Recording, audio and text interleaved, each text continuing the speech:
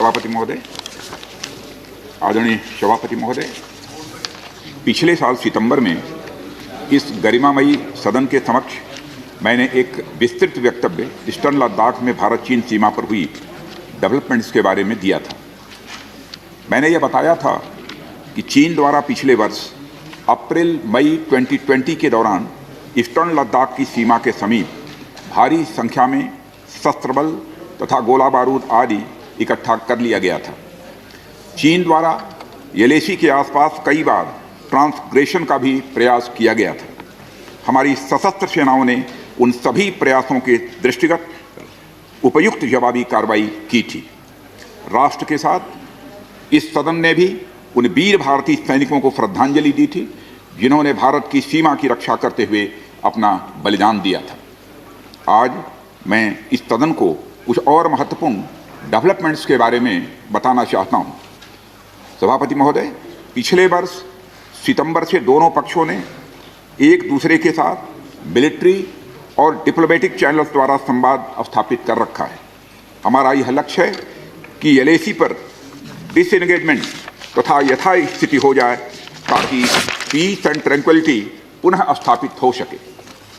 मैं संक्षेप में वहां की ग्राउंड सिचुएशन के बारे में सदन को दोबारा अवगत कराना चाहता हूं। सदन को ज्ञात है कि चीन ने अनधिकृत तरीके से लद्दाख केंद्र शासित प्रदेश के लगभग 38,000 वर्ग किलोमीटर पर 1962 के संघर्ष के समय से कब्जा बना लिया है। इसके अतिरिक्त पाकिस्तान ने अनधिकृत तरीके से पाक ऑक्युपाइड कश्मीर में भारत की लगभग 5,180 वर्ग किलोमीटर भूमि तथा कथित चीनो पाकिस्तान बाउंड्री एग्रीमेंट 1963 के तहत चीन को दे दिया है। इस प्रकार चीन का 43,000 वर्ग किलोमीटर से ज़्यादा भारतीय भूमि पर अनधिकृत कब्जा है। चीन पूर्वी क्षेत्रों में भी अरुणाचल प्रदेश की सीमा पर करीब 90,000 वर्ग किलोमीटर भूमि को अपना बताता है। भारत ने इन अनजस्टिफाइड क्लेम्स तथा अनधिकृत कब्जे को कभी भी स्वीकार नहीं किया है। सभापति महोदय, मैं सदन को यह भी बताना चाहता हूं कि भारत ने चीन को हमेशा यह कहा है कि बाइलेटरल रिलेशन दोनों पक्षों के प्रयास से ही विकसित हो सकते हैं। साथ साथ ही सीमा के प्रश्न को भी बातचीत के जरिए ही हल किया जा सकता है।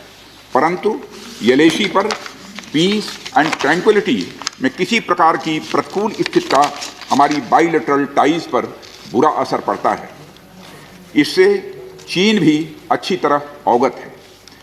कई हाई लेवल ज्वाइंट स्टेटमेंट में भी यह जिक्र किया गया है कि येलेसी तथा सीमाओं पर पीस एंड ट्रैंक्विलिटी कायम रखना बाइलेटरल रिलेशन के लिए यह अत्यंत आवश्यक है।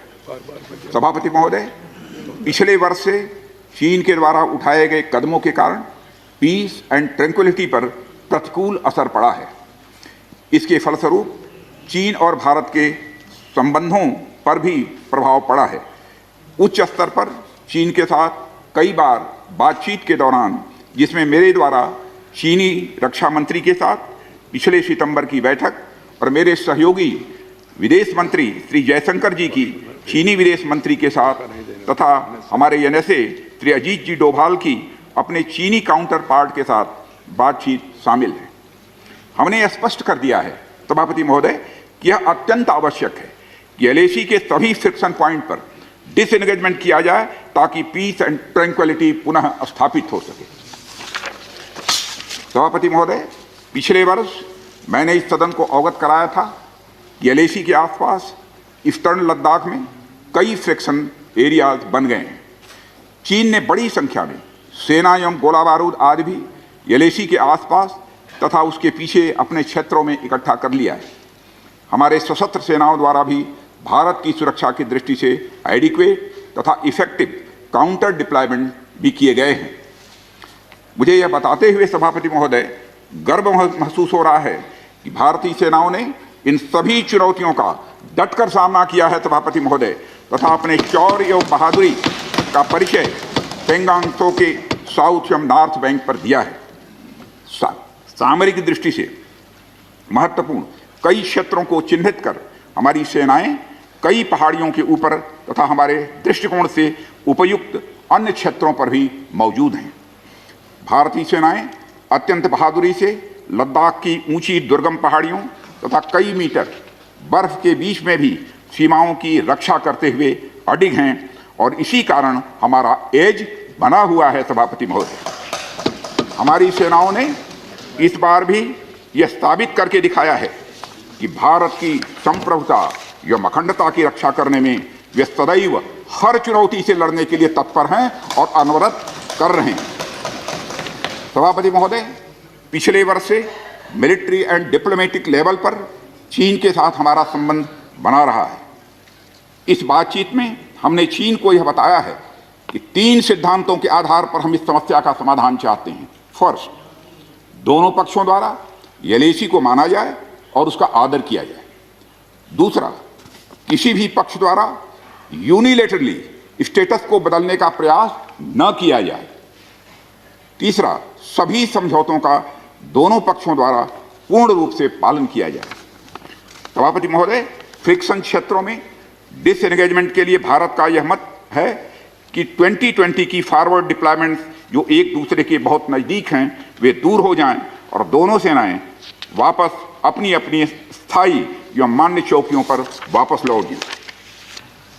सभापति महोदय, बातचीत के लिए हमारी स्ट्रेटजी तथा अप्रोच माननीय प्रधानमंत्री जी के इस दिशा निर्देश पर आधारित है कि हम अपनी 1 इंच जमीन भी किसी और को नहीं लेने देंगे। हमारे दृढ़ संकल्प का ही यह फल है कि हम समझौते की स्थिति पर पहुंच गए हैं।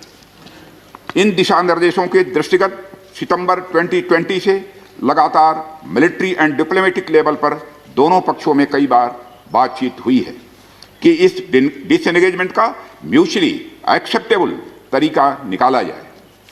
अभी तक सीनियर कमांडर्स के स्तर पर 9 राउंड्स की बातचीत हो चुकी है। राजनयिक स्तर पर भी WMCC यानी working mechanism for consultation and coordination of India China border affair के तहत भी बैठकें होती रही हैं।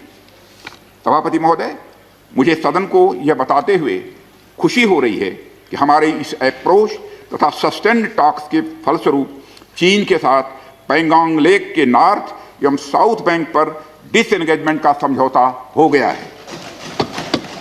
और इस बात पर भी सभापति महोदय इस बात पर भी सहमत हो गई है कि पैंगोंग लेक से पूर्व से पैंगोंग लेक से पूर्ण डिसएंगेजमेंट के 48 आवर्स के अंदर सीनियर कमांडर स्तर की बातचीत हो तथा बाकी बचे हुए मुद्दों पर भी हल निकाला जाए। सभापति महोदय, पैंगोंग लेक एरिया में चीन के साथ डिसएंगेजमेंट का जो समझौता हुआ है उसके अनुसार दोनों पक्ष फॉरवर्ड डिप्लॉयमेंट को phased, coordinated and verified manner में हटाएंगे। चीन अपनी सेना की टुकड़ियों को नॉर्थ बैंक में फिंगर 8 के पूरब की दिशा की तरफ रखेगा और इसी तरह भारत भी अपनी सेना की टुकड़ियों को फिंगर 3 के पास अपने permanent base Dhan Singh Thapa post पर रखेगा। इसी तरह की कार्रवाई साउथ बैंक एरिया में भी दोनों पक्षों द्वारा की जाएगी। ये कदम आपसी समझौते के तहत बढ़ाए जाएंगे तथा जो भी निर्माण आदि दोनों पक्षों द्वारा अप्रैल 2020 से नॉर्थ एंड साउथ बैंक पर किया गया है उन्हें हटा दिया जाएगा और पुरानी स्थिति कायम कर दी जाएगी। सभापति महोदय, यह भी तय हुआ है कि दोनों पक्ष नॉर्थ बैंक पर अपनी सेना की गतिविधियां जिसमें परंपरागत स्थानों की पेट्रोलिंग भी सम्मिलित है को अस्थायी रूप से स्थगित रखेंगे। पेट्रोलिंग तभी शुरू की जाएगी जब सेना एवं राजनयिक स्तर पर यानी डिप्लोमेटिक लेवल पर आगे बातचीत करके समझौता बनेगा।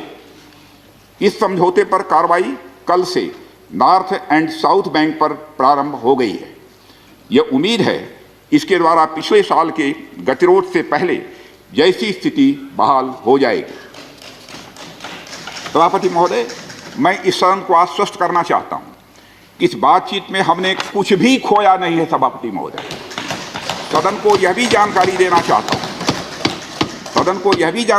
चाहता हूं अभी भी एलएसी पर डिप्लॉयमेंट तथा पेट्रोलिंग के बारे में कुछ आउटस्टैंडिंग इशूज बचे हुए हैं। इन पर हमारा ध्यान आगे की बातचीत में रहेगा। दोनों पक्ष इस बात पर सहमत हैं कि बाइलेटरल एग्रीमेंट्स तथा प्रोटोकॉल के तहत पूर्ण डिसएंगेजमेंट जल्द से जल्द कर लिया जाए। अब तक की बातचीत के बाद चीन भी देश की संप्रभुता की रक्षा के हमारे संकल्प से पूरी तरह और अच्छी तरह अवगत है। हमारी यह भी अपेक्षा है कि चीन द्वारा हमारे साथ मिलकर बचे हुए मुद्दों को हल करने का पूरी गंभीरता के साथ प्रयास किया जाएगा। सभापति महोदय, मैं इस सदन से आग्रह करना चाहता हूं कि मेरे साथ संपूर्ण सदन हमारी आर्म्ड फोर्सेस की इस विषम एवं भीषण बर्फबारी की परिस्थितियों में भी शौर्य और वीरता के प्रदर्शन की भूरी भूरी प्रशंसा करे। और सभापति महोदय, मैं ये कहना चाहता हूं कि जिन शहीदों के शौर्य और पराक्रम की नींव पर यह डिसएंगेजमेंट आधारित है, उन्हें देश सदैव याद रखेगा।